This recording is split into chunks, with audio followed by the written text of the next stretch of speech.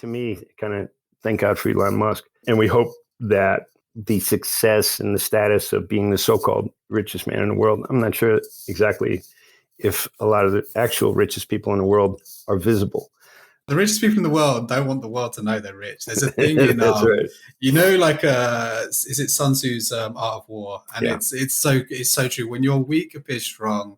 When you're strong, appear weak, right? And I think it's so true with rich people, stupidly rich people. Yeah, I think, in the longer, I think wealth is most multi-generational.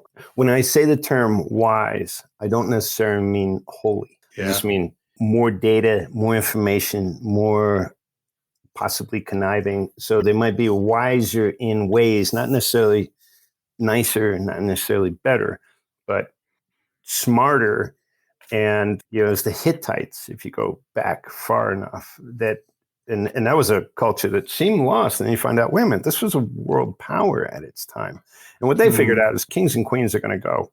So what we're going to do is we're going to have puppets as royal families and stuff like this. And when it's time to toss them under the bus, we toss them under the bus. But the real power should remain hidden. And now we're going back thousands of years that model became understood amongst a certain elite. A film that I think demonstrated that in kind of a really unique way was Apocalypto.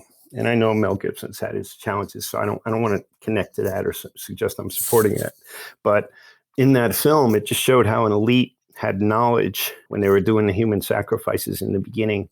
They knew the priest class that was working with the royal family.